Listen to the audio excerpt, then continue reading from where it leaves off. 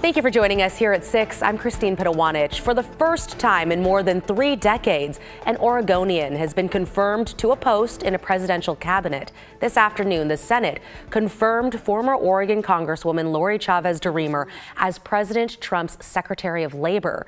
She is the first Oregonian confirmed to a presidential cabinet since the 1980s.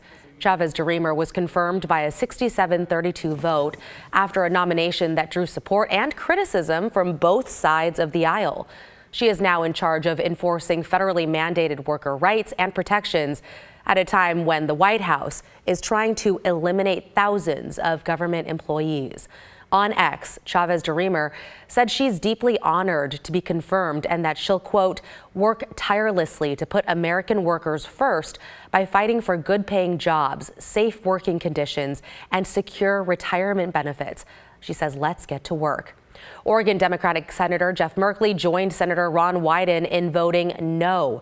In a post on X, Merkley said, quote, I won't vote for any cabinet nominee during Trump and Musk's authoritarian administrative coup. This cannot be business as usual. That includes Lori Chavez-DeRemer's nomination. But he did add, I hope she'll be a champion for workers. I would gladly partner with her on that work. Now to an update on a story that we first brought you back in July. A woman is facing criminal charges after her dogs allegedly mauled a Portland mother, resulting in her losing an arm and an ear. Daisy Caballero joins us now outside the courthouse, where the owner of some of the dogs had her first court appearance. Daisy.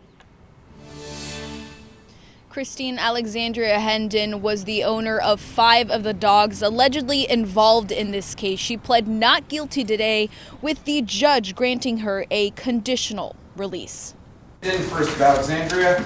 On Monday, 35-year-old Alexandria Hendon appeared in court facing multiple charges in connection to a dog attack in July that changed this Portland mother, Maitoka Petrie's, life forever. She lost her left arm and an ear and several other injuries. She is entering a plea of not guilty to all counts in this case. Hendon is being charged with 5 misdemeanor counts of maintaining a dangerous dog. Dogs that are believed to have attacked Petrie at an encampment in North Portland back in July.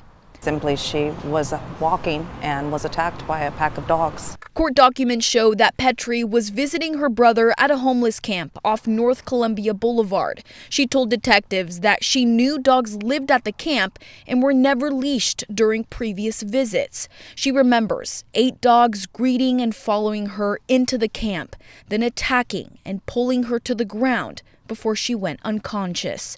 She was taken to the hospital with life-threatening injuries, where they performed CPR and had to restart her heart. She was then admitted to the ICU. I can't believe she's alive. It's nauseating when you think about somebody you love going through that. It's really just like a horror movie. There's also a warrant out for another woman, Sierra Graham. She's facing 3 misdemeanor charges for her 3 dogs that were 2 allegedly involved. All 8 dogs are currently in protective custody at the shelter in Troutdale. And as of March 3rd, the Multnomah County Hearings Officer designated the county as the animals' legal owner. And the family has started a GoFundMe page with a goal of $80,000. Last check, they had already received a little over $71,000. All the money is going to be going towards that mom's full recovery. Back to you, Christine. A horrific situation. Glad they're able to raise the money. Thank you so much, Daisy. In tonight's headlines, Portland police are looking for the person who shot and killed a man in the Hazelwood neighborhood last night. It happened around 7 o'clock on East Burnside near 105th. The man died before he could be taken to the hospital. So far, no information about any suspects. And a former Milwaukee police officer appeared in court today for the first time to face child pornography charges.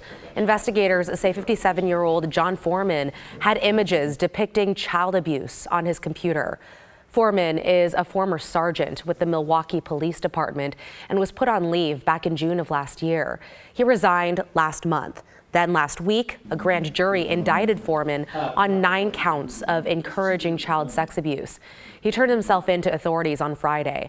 Today, he pleaded not guilty to the charges. And new numbers from the Oregon Employment Department show the state's unemployment rate has risen to its highest level since 2021. Unemployment in Oregon climbed to 4.4% in January. The report says the biggest job losses were in manufacturing, as well as healthcare and social assistance. Officials say Providence's healthcare workers' strike contributed to the drop. Job gains were largest in professional and business services, leisure, and hospitality.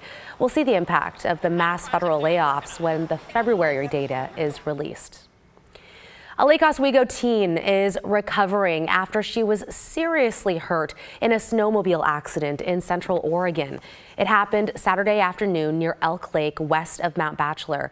The Deschutes County Sheriff's Office says the 14-year-old went off trail and collided with a tree.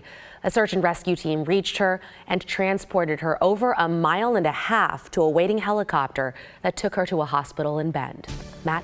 I hope she's going to be okay. Rough times there for sure. Hey, we're getting a little bit of clearing right now. There's Lincoln City. Nice to see the sun. We've got a little bit in Portland too. 48 degrees. It's going to be a cool week, but the story is the fact that it's going to be a wet week. Now, tomorrow morning will start dry and then become cloudy. It's going to be cloudy for much of the day, but the rain should hold off until late afternoon or even the evening hours tomorrow. Notice our sunset time now, 7:12, with the onset of daylight saving time yesterday, right? Okay, so the headlines this week again. It is going to be wet. It's going to be rainy in the valleys, but I think the bigger story will be the heavy snow coming to the Cascades and the snow level dropping as low as it's been in quite some time. Really, since we had our snow event back in February, won't get that low, won't be valley snow, but down to about 1,500 feet. So this is going to be really great for the Cascades and for the ski areas around the Northwest. The other thing happening this week is there's a full moon, and it's being eclipsed by the shadow of the Earth. So in the month of March, the full moon is called the worm moon. You can see the list of all the monthly moon names here on the left, but in March it's the worm moon because it's when the worms come out of the ground, begin to leave their castings, and all of that with the onset of spring. But this is a bloodworm moon. I guess it's not a blood worm, it's a blood worm moon, if you get my drift there. So, and it's because the lunar eclipse that happens will turn the moon red, hence the name blood moon, and in this case it's the worm moon, as I mentioned. That is Thursday night. Now there is a chance we'll have some clearing for that Thursday night. Totality begins during our 11 o'clock newscast, Christine, at 11:26. Okay, thanks for keeping us updated on that, Matt. At the state capitol, Oregon Governor Tina Kotek is pushing to improve student learning across the state while also making the state's education system and districts more accountable. Devin Haskins has more on 2 bills the governor is backing. Governor Kotek says Oregon schools need both support and accountability, but Republicans argue that her plan is more about state control than it is real improvement. 2 bills making their way through the legislature with a big focus on education accountability and student success. Senate Bill 141 and House Bill 2009. But the data is clear. Oregon schools are lagging behind other states. And we're here today to propose a path forward to help more. The bills would add 8th grade math proficiency as well as attendance for kindergarten through 2nd grades to state success metrics and require more assessments to track student growth year-round. But what's really stirring up the debate, the state's intervention plan if a district wasn't showing improvement. And when things aren't getting better, I believe it's on us to lean in, get involved, and work with the school districts to get them on the right track. That could mean state oversight or taking control of up to a quarter of the district's funding to make sure the money is being spent effectively. These reforms that we are proposing will ensure that school districts receive the resources and the support they need so that teachers can deliver the high-quality education our students deserve. Republicans call it a power grab. State Representative Dwayne Yunker released this statement arguing that, quote, after years of state mandates that have lowered standards and created chaos, she now wants to usurp even more local control from school districts disguised as accountability.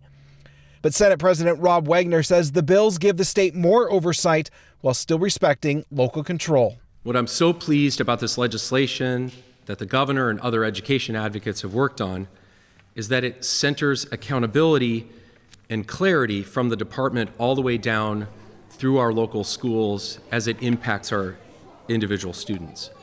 These bills now making their way through the legislature, and if passed, the soonest that the state could take over a portion of the district's funding if they aren't meeting those metrics wouldn't be until the 2030 school year. In Salem, I'm Devin Haskins, KGW News.